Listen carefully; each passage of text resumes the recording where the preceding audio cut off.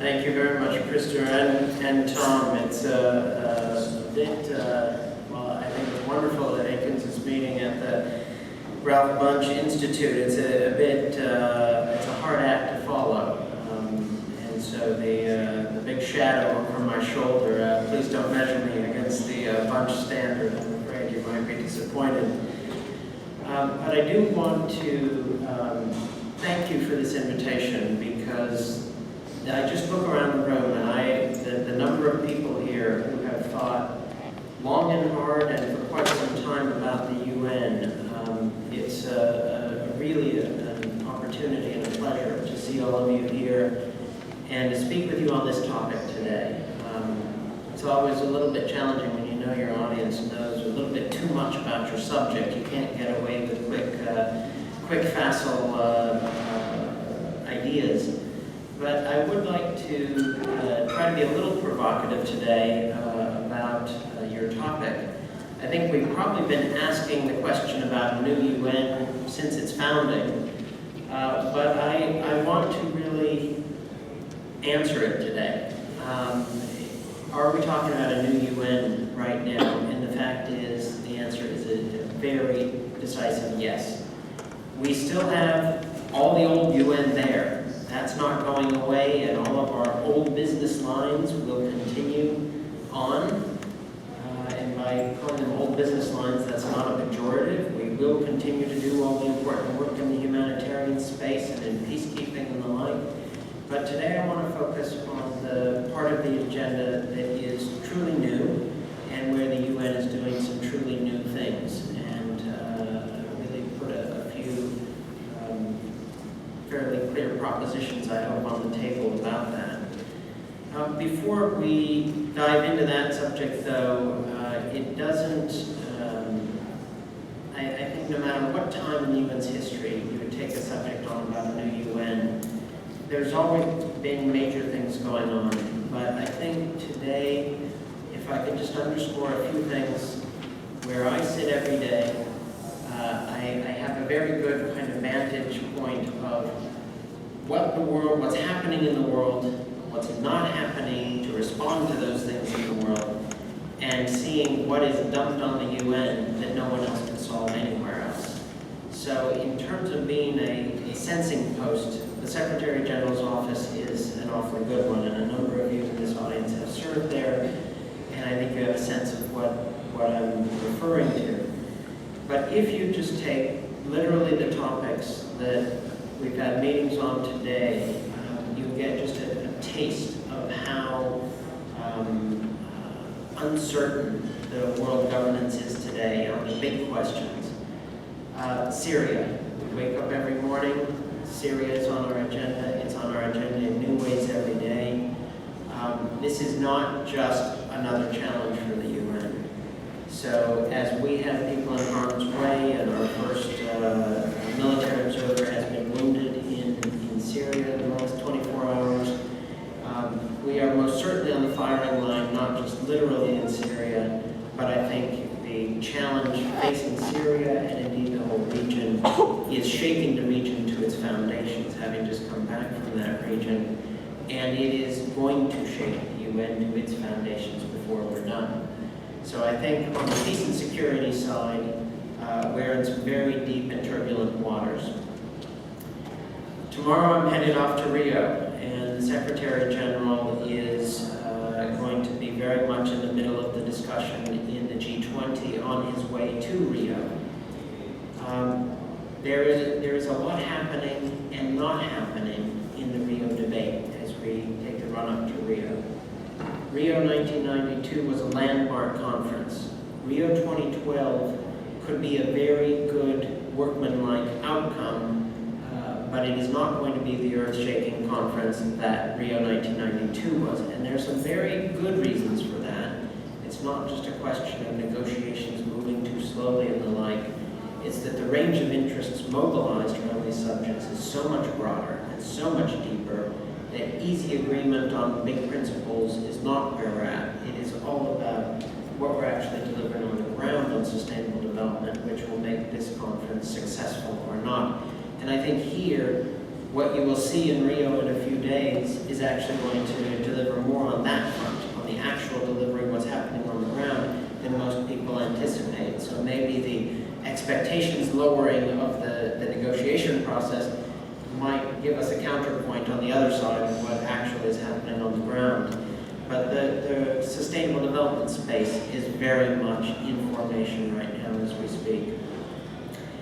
Something else in terms of the governance at the UN is very much in new territory as well. You can't help but notice when you wake up every single morning and Europe is in the headlines, and it's not a good headline, that the Atlantic source of the UN, that foundation is shaky right now. Finances, but also questions about role in the world. This new dispersion of power around the world is having very real consequences in our daily work at the UN. And I think some of those could be very good over the long term. In the short term, it's just very challenging because so much of the funding, voluntary and regular, for the UN has come out of Europe and the United States, places that are hurting economically, and it is finally showing up in terms of our daily operations and the pressures we are under. So on all of these dimensions, there are fundamentals at play right now. So what I'm going to describe today is, I think, a little bit more of an upbeat assessment, but against a very tough backdrop, that some of our fundamentals, our foundations are shaking in some ways. What I do want to address today is not the whole question of a new United Nations, but is there a new business model within a subset of the UN issues, and it's what I would call the global public goods space. The UN has long delivered global public goods, whether they went under that name or not. But the fact is that the UN's biggest business lines have not been necessarily in the global public goods space. The UN has created norms in this space. The UN has created treaties and some legal foundations in this space. But the UN has not been, there are some exceptions, but in the main, the UN has not been what I would call the driver in the global public goods space that, quite frankly, it needs to be to live up to its potential.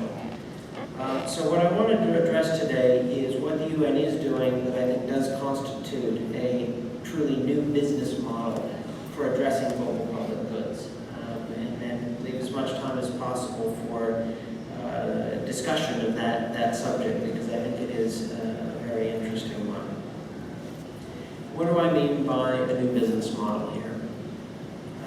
When this Secretary General came into office, he asked some very fundamental questions.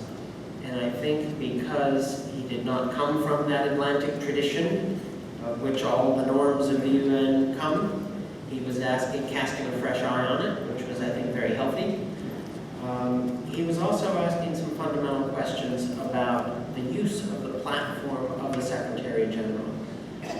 Coming from the outside, as it were, wanting to get to know his office and what he could use it for, were some very fundamental questions. And I can still recall during the transition, as he had yet to take office, he said, can you name 2 or 3 issues that the UN should be working on or doing more on that it's not, for whatever reason, and that the Secretary General and his office could make a difference? And I just love that question, because it is both a fundamental question about how he was approaching his job, but it was also the right moment for it, because there were some big questions that were not getting addressed. At the time, the big one that was truly an orphan was climate change. If you cast your mind back 5.5, 6 years as he was taking office, climate change negotiations had not only ground to a halt, they had ground to a screeching halt with no real prospect of any kind of a global agreement on climate change. And yet everyone recognized the stakes were high, everyone paid lip service and said this is important, but in actual fact, nothing was really happening to address climate change. So first on his agenda to say what are the issues that the UN has to deliver on that it's not, and the Secretary General could use his office. Climate change became one of the first on the agenda. The second big set of issues that came to our attention along these lines was in the global health space. The UN has a long and deep history in its agencies, funds, and programs from WHO all the way through UNICEF and UNAIDS and UNFPA. We have some strong architecture on global health. But the fact was, in the recent decades, the global health space has transformed dramatically, leaving the UN increasingly a marginal player, not a central player. And the Secretary General asked some basic questions. Could that hold? Is that healthy? Are we getting the most out of what the UN could do in the health space? And there were a lot of answers coming in that we were not. So the second area I'll try to address today, the first is climate and energy space. The second is the global health space. And the third is one that might be quite counterintuitive, even for the really sophisticated group in this room, and that is in the area of counterterrorism. Following 9/11, there was a flurry of activity in the General Assembly and the Security Council, with a number of new and important resolutions passed in the Security Council. But that architecture fairly quickly got bogged down in member state politics, holding national security issues very close to the vest. So there were some good resolutions, but it wasn't really happening on the ground. I did speak once on this subject in the early days, and someone literally raised their hand and said, multilateral counterterrorism work, that is an oxymoron if I've ever heard one. In fact, if you look at the nature of terrorism today and what's happening, not only is multilateral counterterrorism work not an oxymoron, it is the wave of the future, and we are actually living that right now in the UN. So today I want to address three very dissimilar subject areas, but for which we are pursuing, if you will, a new business model for how to use the platform of the UN to get a truly broad and deep multi-stakeholder, multilateral coalition to focus on these issues. I want to outline a bit of a model first, and I won't say we entered this with a model. We entered it working on each of these subjects, but I want to extract from that a few common traits that I've noticed as we worked on these very dissimilar issues about how we've approached what I will now retrospectively call a new business model. In each of these global challenges, we started from the point of view of what is not happening in a problem-centric approach, not a mandate-centric approach, not what has the General Assembly or the Security Council asked us to do, but what's actually the problem in the world and how are we going to address it. And then look at our mandates to see what have we been mandated to do against that problem and not. And if we need to truth tell a bit to member states that we don't have the right mandates in front of us, we'll do that. So starting with a problem-centric definition of what the agenda should be. And within that, starting by defining what needs to be done and by whom to address the problem. And on very complex issues like climate change, the range of actors is so broad. It's not just the member states in the negotiating halls, it's all the actors on the ground that are actually making investment decisions, patterns of development that could either be climate friendly or not. So the range of actors is quite broad. So the first step is defining what actually needs to be done on a problem-centric basis, and then developing a global strategy to address that. And using a multi-year process in each case with many of the key stakeholders to develop a global strategy that would not only define the problem, but then define what we could all agree on to address that problem. In each of these three cases, it took a minimum of 2 years of very intensive consultations, meetings, technical meetings, political meetings, one-on-one meetings with leaders to be able to craft a global strategy in each of these areas. But then, after doing that, To use the second point of the new business model would be to aggressively use the Office of the Secretary General to convene all of the stakeholders necessary to address, to not only develop that strategy, but to address what's in the strategy.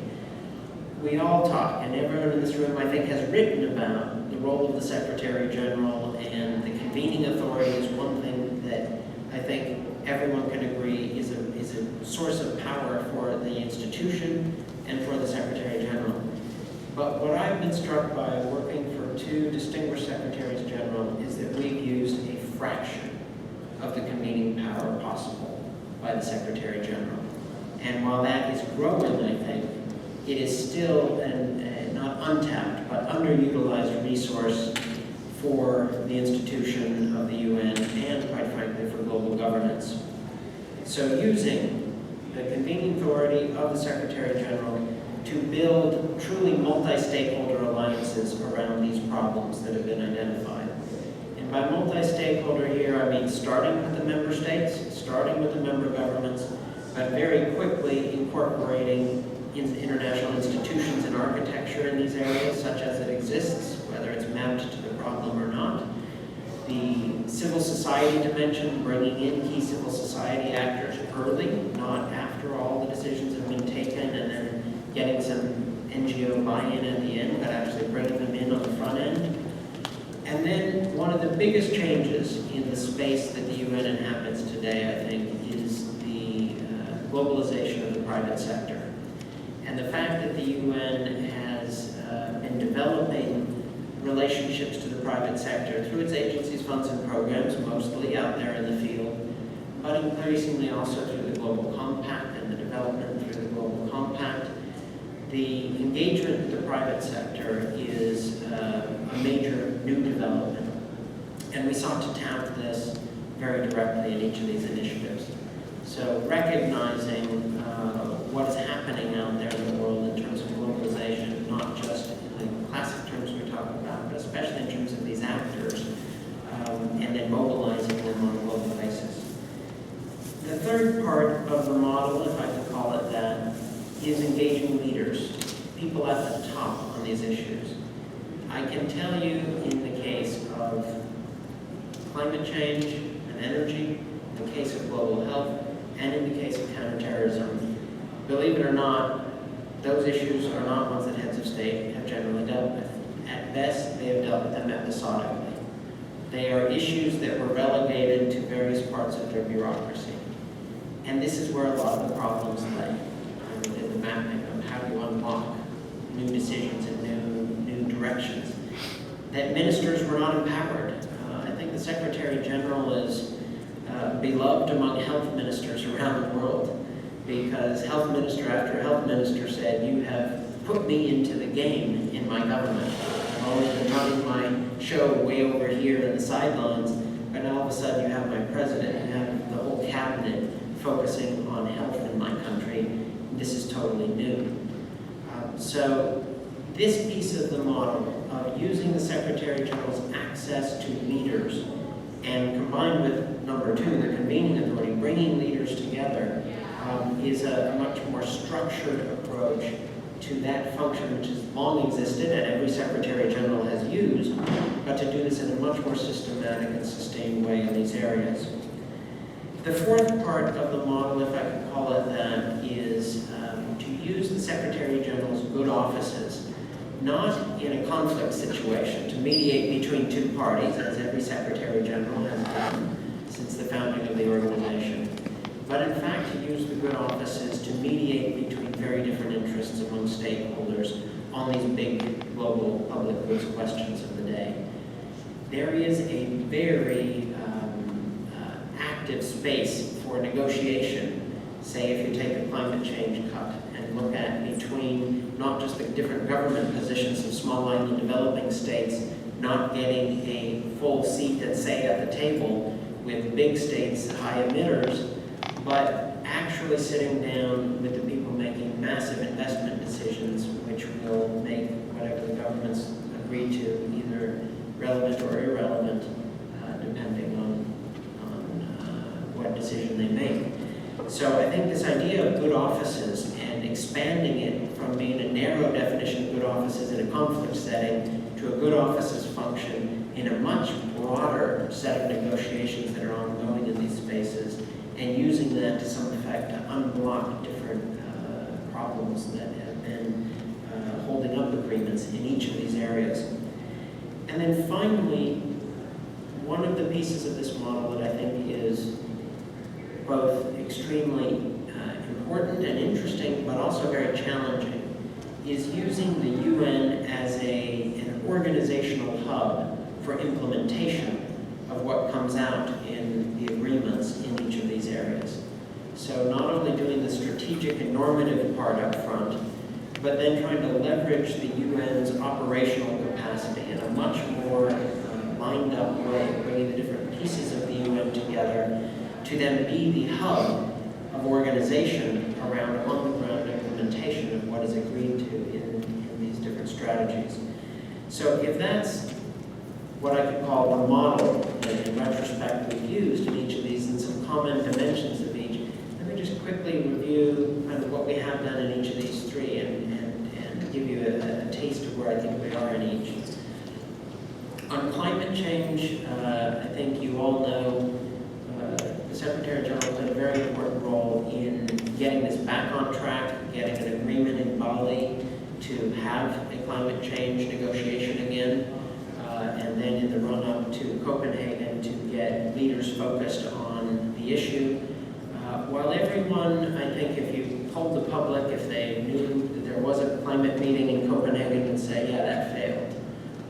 I think in many ways the verdict on Copenhagen, while mixed, has been growing in support from many different quarters, that it was the beginning of a new global negotiation, but that also brought a whole range of players in that had not previously been in. And I think with the negotiations in Cancun and in Durban, we now have not only an agreement to agree by 2015 to a new global regime, but we have a very new dynamic in the negotiations.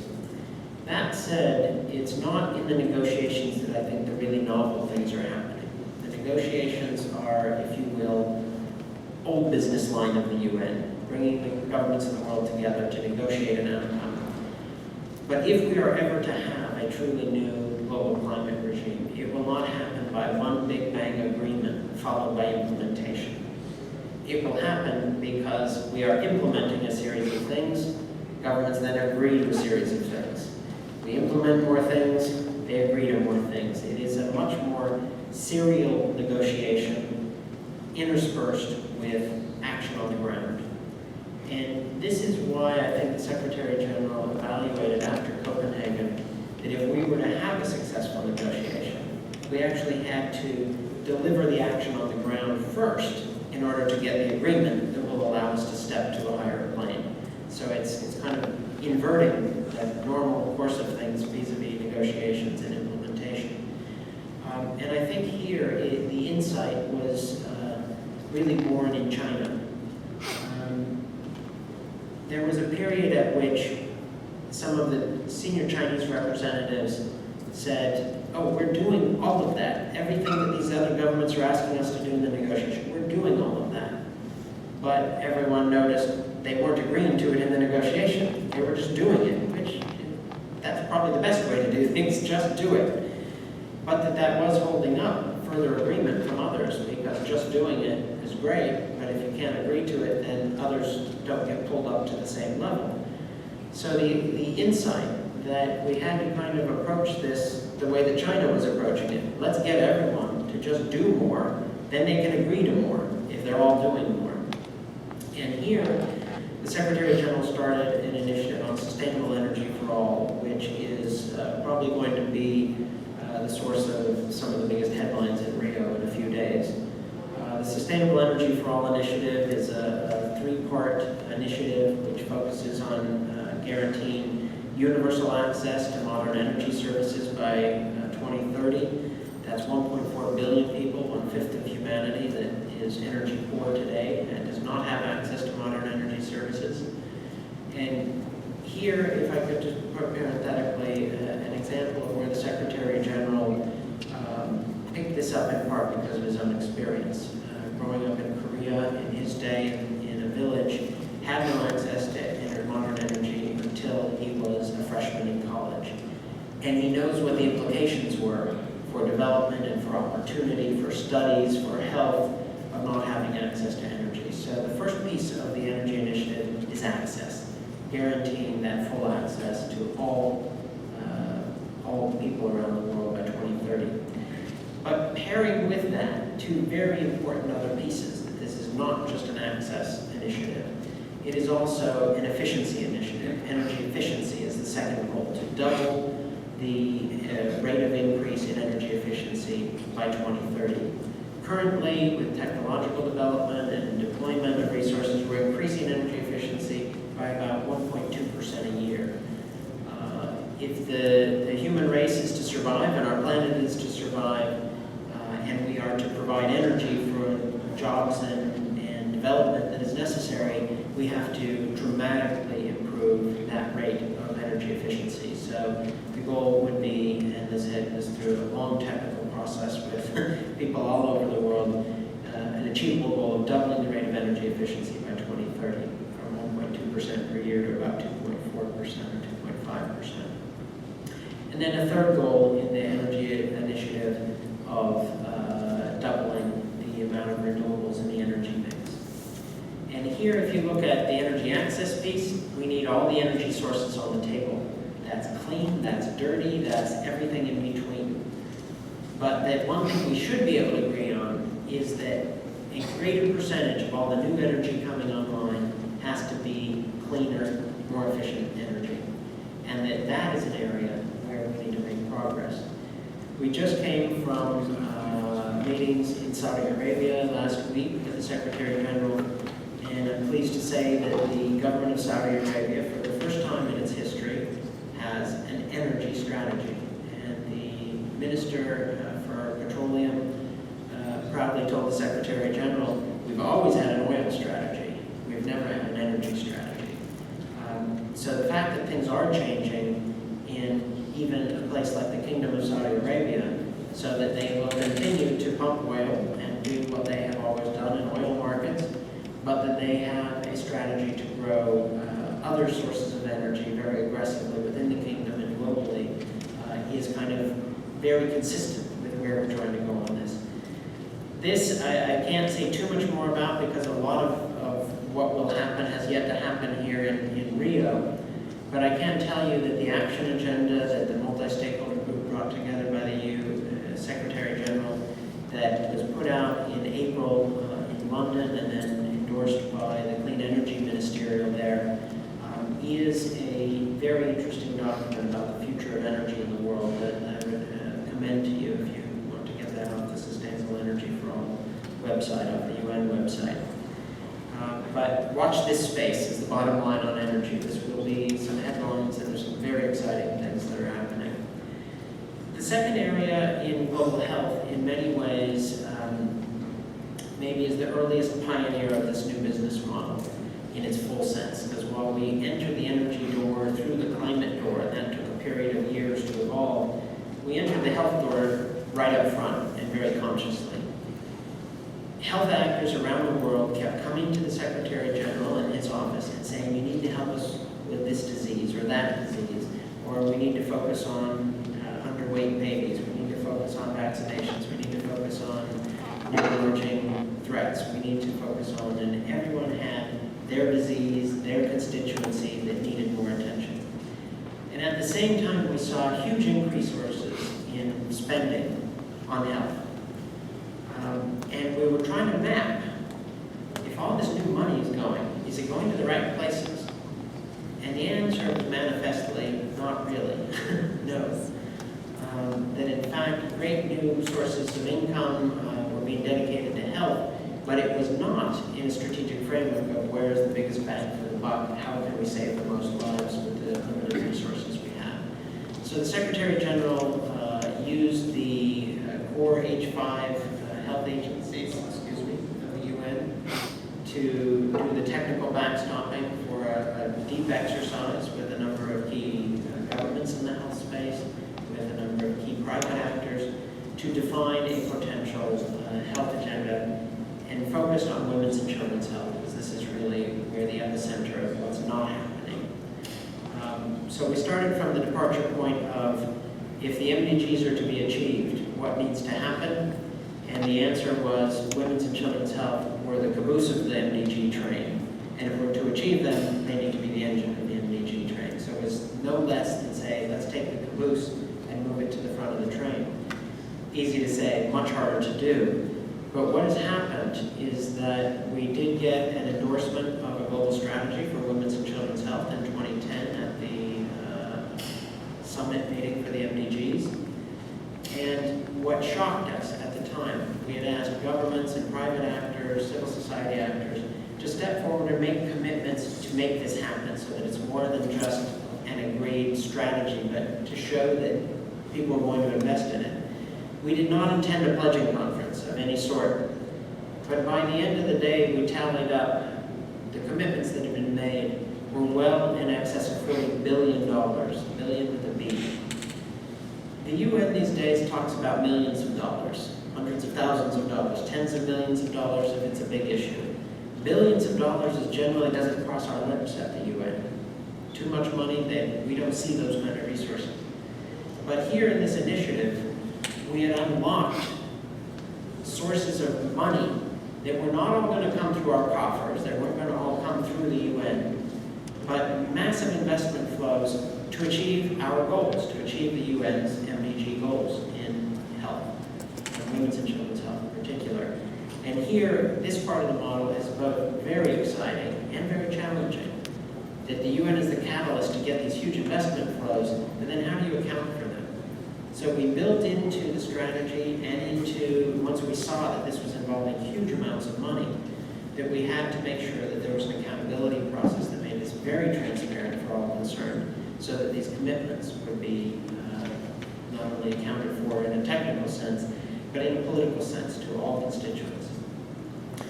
Again, this story, you will hear some very good news this September. We've been getting all the analytical work in about both these initial commitments from 2010 and in what's happened with them. Sneak preview is that a huge chunk of this $40 billion commitments is proven to be new money. It is being delivered in the field, and it is having measurable impacts. This is kind of the best case scenario, that you're getting new investments, it's coming from a range of places, and it is making a difference on the ground, and it's becoming a very virtuous cycle. The Secretary General just came back from India a couple of weeks ago, and I will say, while our meetings in Delhi were wonderful with the government, our meetings in Mumbai with the business community and civil society were mind-boggling. You think about what's going on in India and the dynamism of the private sector that has not yet been tapped for meeting the human needs in India. We had some very exciting conversations about what the private sector and civil society in India could do in India to address the huge women's and children's health challenges there. And I will tell you that a senior government official came up to me after the meeting with all the business people and said, you know that we could never hold this meeting. If we called this meeting, it wouldn't have happened. But the fact that the Secretary General of the UN did, they all came, and you put us in a room together, we can now do things that we couldn't yesterday. So I think this is part of the model, is putting all the right people in the room, even at the national level, not just at the global level. The third and final area I want to touch on is maybe the most counterintuitive, and that is counterterrorism. And Abby worked with me in the strategic planning unit during the period of this development, and I'm not sure, I think it's safe to say, Abby, you've been up or down or sideways. I don't think we quite knew what we were in for before we grabbed this one. What we saw was an agenda that was stuck. It was a polarizing agenda. It was a Security Council agenda that was not bought into by the full membership of the UN, so there were these binding Security Council resolutions that an increasing large percentage of governments were not complying with, and there was a dialogue of the deaf. So the Secretary General put us on the case of saying, what could a global strategy for counterterrorism look like that everyone could buy into? And initially there were a lot of skeptics saying, look, anything that everyone can agree to will be absolutely lowest common denominator, will be quite useless, frankly. So let's not dumb down the good resolutions we have out of the Security Council. At the end of about an 18-month process, what we had was a global strategy that not only was not lowest common denominator, but broke some very new ground in terms of the approach to dealing with terrorism. That it was not just a law enforcement approach and not just a security-based approach, but focusing on conditions conducive to terrorism. And finally, some positive agreement on what those conditions might be and how we could address them. And on the other end of the spectrum, building human rights directly into the counterterrorism equation.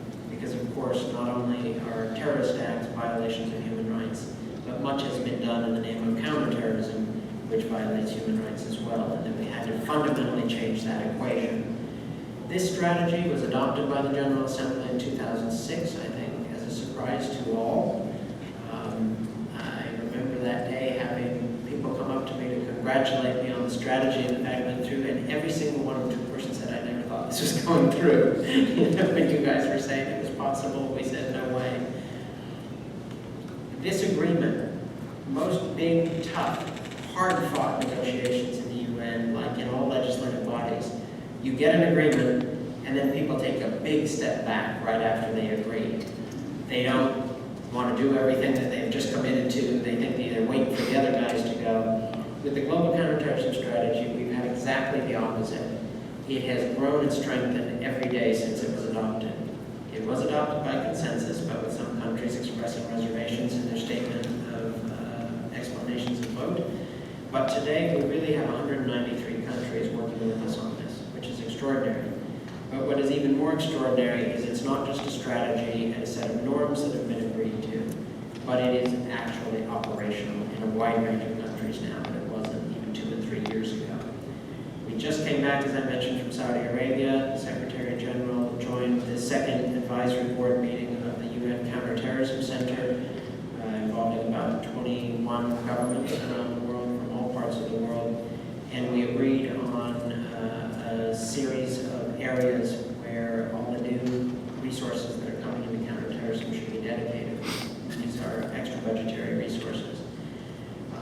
This means we're not only investing more in multilateral counterterrorism, but we're actually doing it on the ground, and the UN is leading the charge. This is the most sacred of spaces for governments. Narrow-based national security, counterterrorism is as closely held in governments as any policy area. Almost control of currency and control of the means of coercion vis-a-vis terrorists and threats to the state, that's about as closely held as anything. And yet, all the governments have recognized they cannot address this problem alone. So we're building the space where governments can collaborate not only with each other, but with other types of actors to defeat terrorism. And here, I would just to give you a taste of the human dimension. One of the pieces of the strategy that we insisted on was important was to give victims a voice, victims of terrorism. And that if we were ever to build a truly global movement on the unacceptability of terrorism, wherever, by whomever, and all the words that were at the top of the strategy, it had to have a human face. And that is the victims that are pretty much locked away very soon after every terrorist attack everywhere in the world. Because no one wants to be reminded of the attack, no one wants to be reminded of who failed to prevent the attack, and no one wants to deal with those very expensive, very messy consequences of terrorist attacks. So we noticed the governments generally don't do well with this. And we said, can we use the UN platform to create a global conversation about victims? And we had an extraordinary meeting in 2008 that led to what I think characterized as a global movement of victims around the world that are now working with each other, that are speaking out and are changing the discussion about terrorism in their own countries because they're plugged into a global network of other victims. So there is very good things happening in this space. Much more to be done, but I think it's just a taste of the untapped potential of the UN to have a meeting like that and in 4 short years have what is essentially a new constituency globally of victims of terrorism from around the world working with each other to not only address each other's needs, but to talk about the unacceptability of terrorism. So if these three areas, we've done some pretty innovative things and they are producing results, still with most of the results yet to come in, but some very good trend lines, how are we going to accelerate this and kind of codify this business model? The Secretary General put out a 5-year action agenda in January, very well received by member states, and he put out 5 issues, priority areas for action in the next 5 years, and he talked about 2 enablers to make it all happen. And the first was strengthening the UN itself, call it the reform agenda, but secondly, partnership, and that we had to systematically build our strength to work with constituencies outside our walls, outside our government's walls, and outside our UN walls. And this partnership area is exactly what we're talking about in each of these areas I've mentioned today. Bringing in all these stakeholders, systematically supporting work between governments, international organizations, civil society, private sector.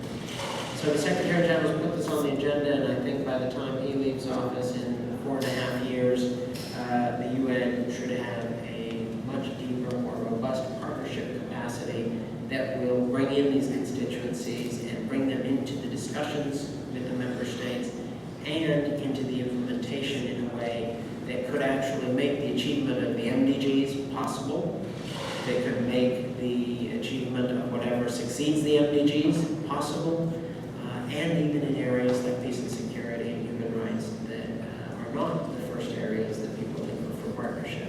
So if we start from the development agenda and build out to others in this partnership space, I think we could leave a truly new UN in a new space. So there's my contention for the day. I really do look forward to questions, comments about is that really a new business model, or can it really be applied in all these areas?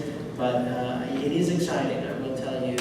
It's not just energizing for people out there, but within the UN walls, we're doing things with players at levels that we have really never done before, and that is exciting when you face the daunting challenges the UN does today. Thank you very much.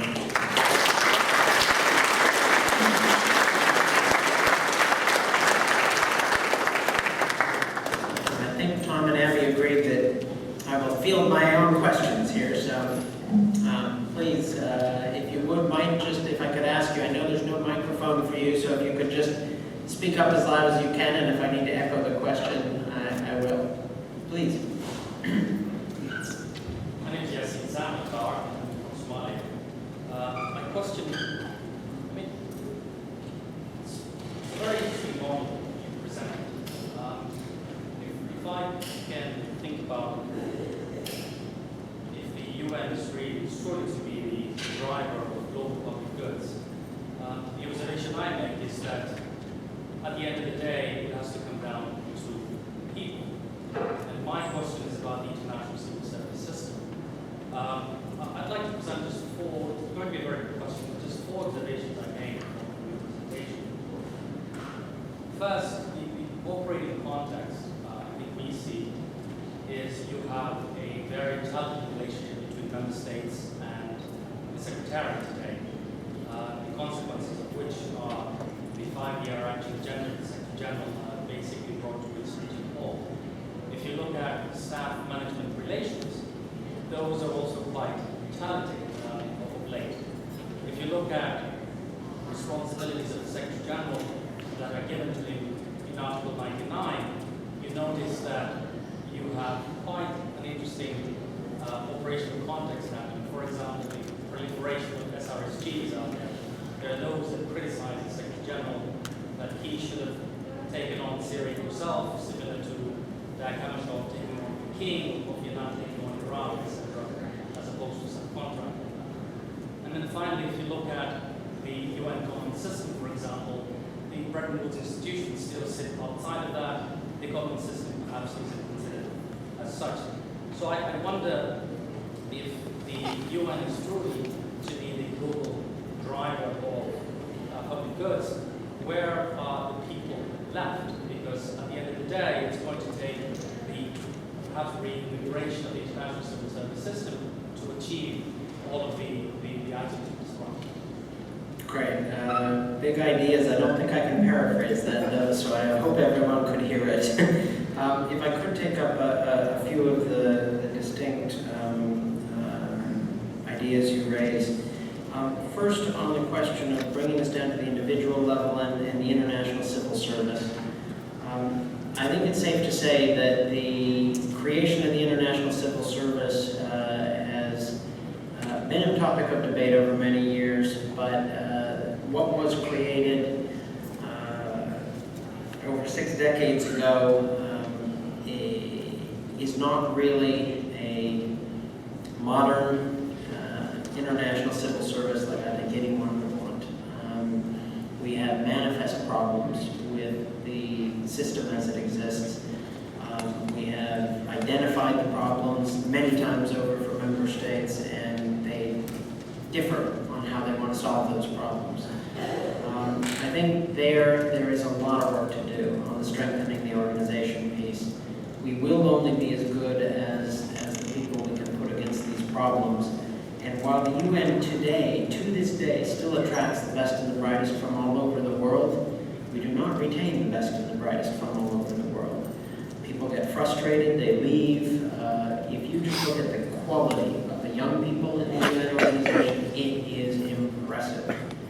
But as you get through the organization, and as now one of the senior people who could be accused of being one of those people who's deadwood at the top, I would say, without any disparaging my colleagues, the fact is the dynamism that you see at the younger levels of the UN Secretariat are not quite as dynamic the higher you go on the chain.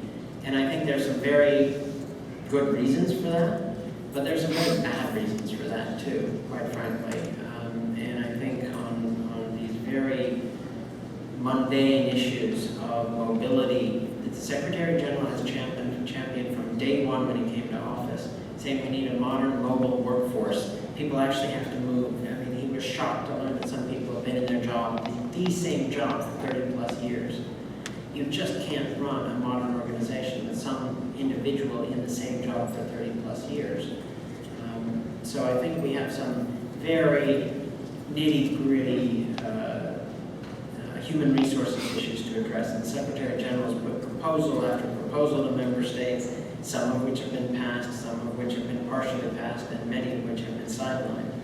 But he will continue in this second term to push on those issues. On your bigger question, I think, about member state relations with the Secretariat, it's not, at every time I've studied or been involved with the UN, I would say there are always member state secretariat issues. That's a constant. Now, the issues and the nature of the intensity of the problems may differ. It may vary up and down a bit. But you are right. I think currently we have some very serious kind of member state secretariat issues to work through. But there's no such thing, quite frankly, as just a member state secretariat issue.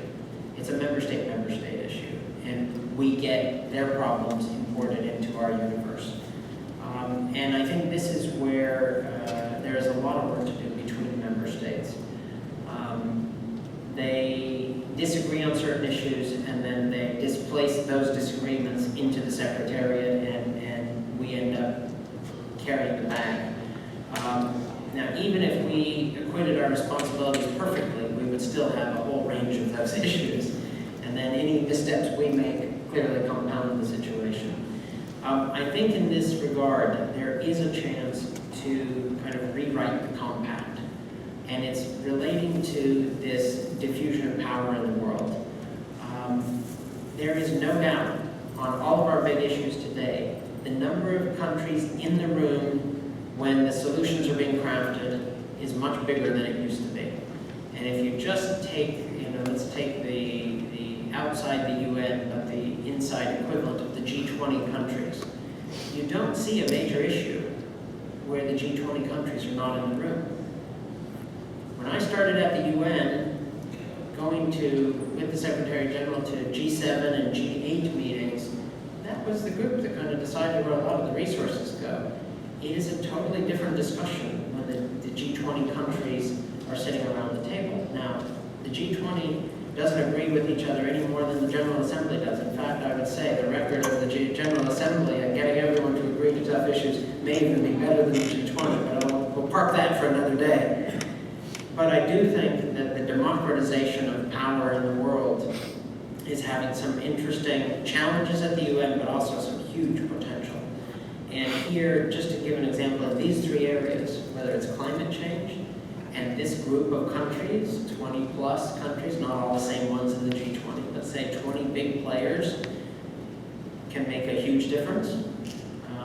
On counterterrorism, we were sitting with, actually coincidentally, 21 different countries in Jeddah, Saudi Arabia the other day, making really important decisions about how to address terrorism. And in global health, the leaders are as much from the developing world as the developed. So in each of these spheres that I've described today, the diffusion of power is having real implications. One of the implications is that it's pretty messy when we get into these relations vis-a-vis member states and kind of power dynamics in the organization. So I would not take just a secretary of member state problems and leave that in one silo. I think it really goes to a much more fundamental issue between member states. Finally, you mentioned something about Bretton Woods institutions. In each of the three areas I just mentioned, Bretton Woods institutions have been total partners with us. This is a big deal, actually. You know, the kind of distrust and just reflexive holding each other at bay between the Bretton Woods institutions and the UN institutions is really not helpful. And in the case of health, we've had deep collaboration. In the case of climate change and energy, deep collaboration. And even on the counterterrorism piece, the World Bank and the IMF were very helpful working with us on the financing of terrorism piece. So even in a very non-Bretton Woods kind of issue like counterterrorism, there was a piece of it that we had active collaboration. I think this is also part of the new business model. That when we say multi-stakeholder, that's not code for just businesses or just civil society. It means also multi-stakeholder as in all the existing international institutions and wrapping them into one more cohesive whole. The World Bank will in fact take up key responsibilities and has taken up key responsibilities under our food agenda, under our health agenda, under our climate and energy agenda. This is as it should be. They have strengths we don't have. And so I think that's a positive growing dynamic that I think will accelerate in coming years. Thanks, ma'am.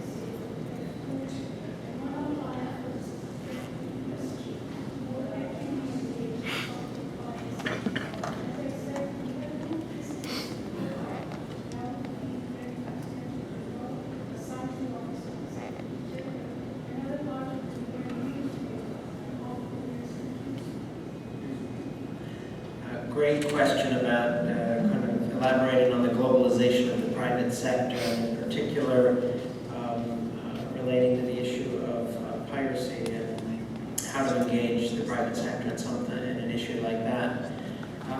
What we have seen from all the studies of what's happening in the private sector is that not only the fastest growth of the private sector is in developing countries, the fastest globalization of that growth is in the developing countries.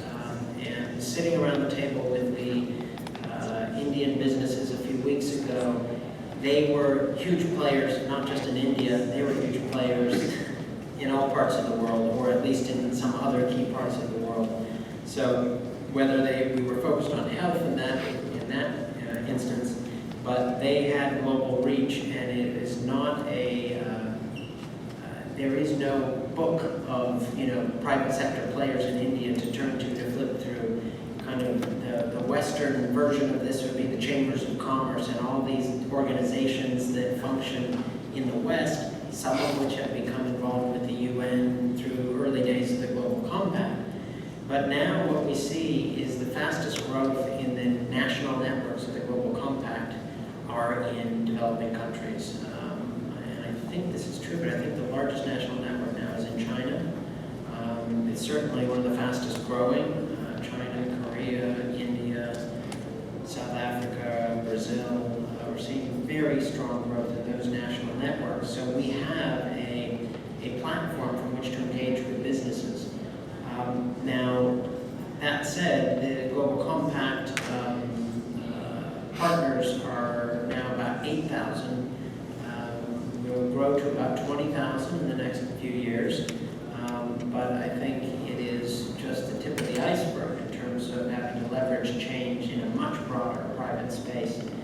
On an issue like piracy, you're challenging me here because while I've worked with the private sector on a whole range of issues, I have not worked with the private sector on piracy.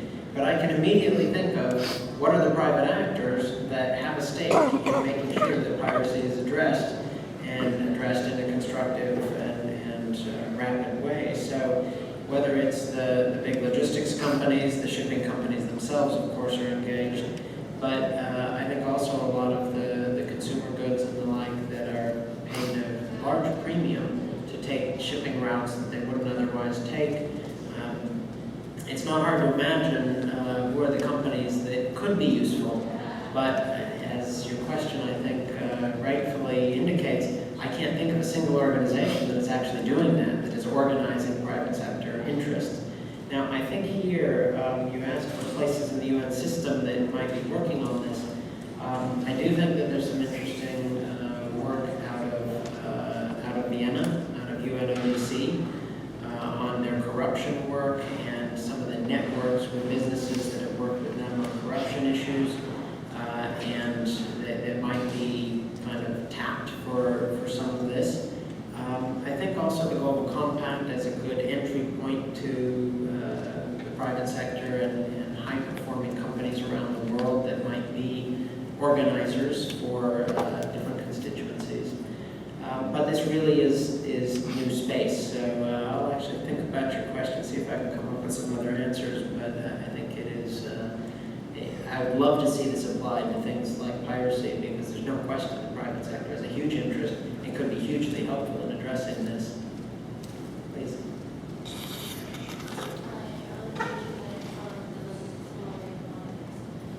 I found your phrase, just do it, in the climate change debate extremely fascinating. And I wanted to hear your views on how potentially the Secretary of the UN can go ahead with pushing nation states to actually attack and adopt that attitude. Because during a recent field trip to numerous national delegations at ACUNS, a lot of diplomats I interviewed, they simply have a view that the Secretary of the UN and the UNHCR are simply secretaries that provide space for member states to drive this member state into the institution. So can you please see that for me? How then, and in what way the UN can potentially drive the just do it attitude of climate change? Well, this is, I think, a very good question about kind of the fundamentals of what is and can be a role of a secretariat when the big questions on these are the purview of member states who have to make decisions. I think the narrowest answer to your question is that's exactly right. We are secretariats that facilitate, but we don't make those decisions. So we have to be based on some fundamentals of member state agreement.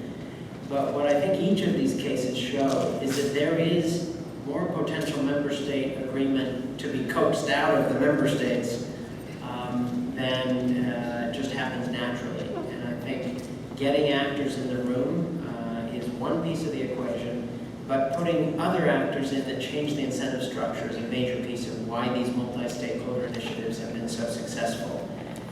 Things that governments will disagree on with each other, the minute you put some private sector actors in the room who are actually potential investors, that if they do the right thing, they would get the kind of investment they're talking about, they will work differently on the issue the minute those people are in the room. So we can broaden the conversation and broaden the incentive structures so that the same things that bedeviled member state negotiation previously might be solved. The just do it part of this, I think, is also an important new frontier. The norm-setting role of the UN is one of the most important functions it has played historically and that it will play until the end of its days. But I think we have to be much better at the interface between norm-setting and operationalizing, and that it's not a one-way ticket. You don't just set the norm and then meet it. You actually have to do things in advance to be able to get the right norm set. And I think to raise people's sights to be able to have an ambitious norm, you have to prove that it's possible. And there's nowhere more loaded than in climate change, where you're talking about literally the transformation of the energy structures of the world, the energy systems of the world, the transportation systems of the world, the economic fundamentals of the world. Once you start talking about that, you have people's attention, but they're going to be very cautious and not just jump into it. So I think here we have to tread fairly carefully, and I think we have. While the Secretary General has led in each of these areas, he has never told member states what they need to do or what the answer is. What he's done is facilitate a series of dialogues that create options, put those to member states, let them decide something. Take that decision, develop it further into the next generation. So whether it's the health, the climate, or the counterterrorism, we've had 2 or 3 iterations of taking it to member states, getting a decision, then developing it further, then taking it back to member states. I see Abby coming to shut me down. Please. I spent 37 years in EPKO, and I retired 5 years ago. And I have been teaching at one university.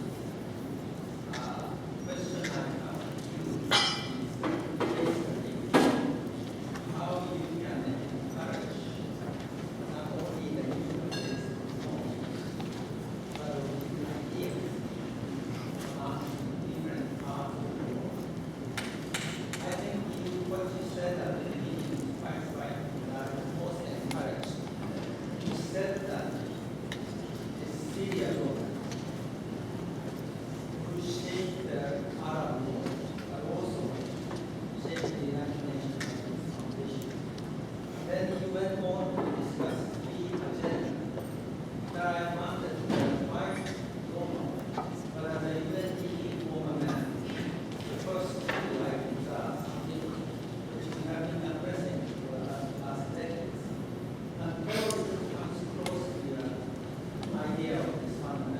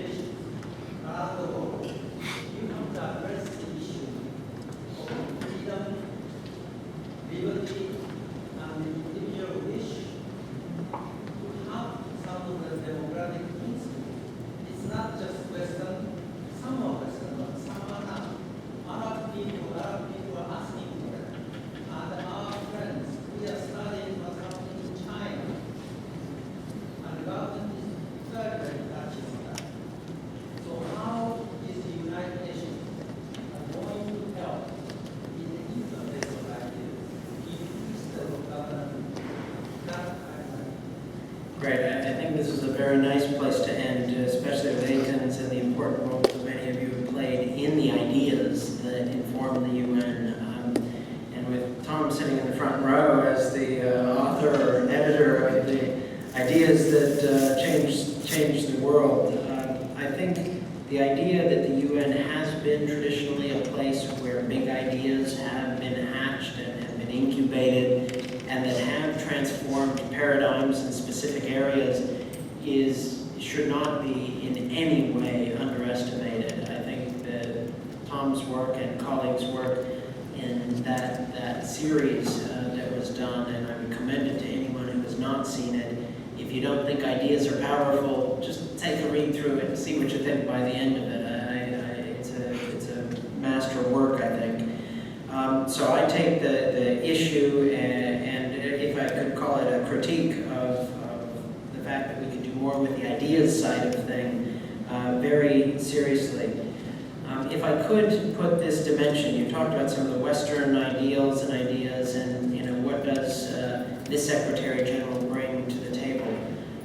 I will tell you that it has been fascinating. There's so many things about having served Kofi Annan and Ban Ki-moon that I have enjoyed watching two very different leaders function differently. In some ways, they are very similar, that I think in many ways people don't recognize. They both listen quite well, and when you listen quite well, you actually hear a lot of these ideas coming from parts of the world that aren't yours. But where I think this Secretary General has made a huge contribution in bringing some, if I could call it, Eastern or Asian thinking into the equation, the idea of harmonization and harmony. To Western ears, it sounds a little naive or idealistic, but in fact, in a very rigorous approach of trying to develop harmony among parties to various issues, I think this Secretary General has made some big strides, and I know he was being radically criticized for a period of years over engaging with Myanmar. I'm not hearing those criticisms today. The UN and Secretary General was the only channel to the regime when it was making big decisions about what its future might be.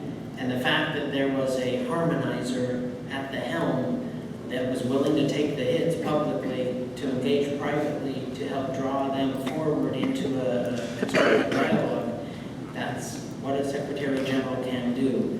So I think this Secretary General has brought in different ideals from his part of the world, but also has listened to ideals from other parts of the world. And I think there, the role of the Secretary General governs. That Secretary General has to be an ideals entrepreneur and an ideas entrepreneur as well. Finally, you said something that struck me when you said we were at UNDP. We've worked on these issues, the first two, for a long time. Yes, that is true. But what I was describing here is a big shift of gears from a project-based approach to development, which is really what the UN has done for many years, into a strategic level, transformative approach to development questions. So you're not doing partnerships between one government and one UN agency, or one UN government, one agency, and one company, but you're actually doing it with multiple governments, multiple agencies, and multiple companies, and actually transforming the space, creating new markets. If you're going to transform energy, it's not going to be done on a project basis. It will be done by transforming the energy markets because enough actors move together. So I think it is in the same space, but it is a different approach, and I think that's where the new business model that I'm describing is both new and exciting. I want to keep Abby sitting here waiting for me. I thank you very much.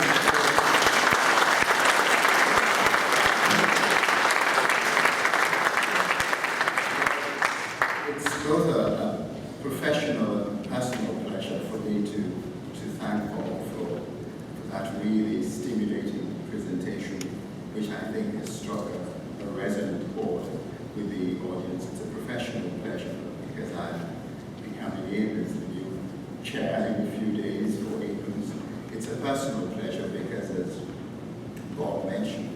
worked closely for 3.5 years, so I saw him every day in New York. And if we were not in New York, we were in touch. And I must say, of course, you get a sense from the presentation of the cast of mind, which it is such a pleasure to work with Paul. But I think there are two other aspects which, of course, I think are key to why he's been so effective. The first is the capacity to build coalitions and to help various coalitions and stakeholders identify common interests and build upon it. And second, as I reflect on the first question about the international civil service, you see with Bob, and I know from personal experience, daily contact over 3.5 years, he is the quintessential international civil servant. I say that because he's able to give always what he considers to be good advice, even when it seems to run counter to the wishes of the UN's political masters, the member states, or counter to the wishes of the Secretary General. But he's able to do so with such tact and discretion that even when his advice is not heeded, he is trusted. And that's the secret to a successful international civil service. So here, in token of our appreciation, we have a complimentary membership to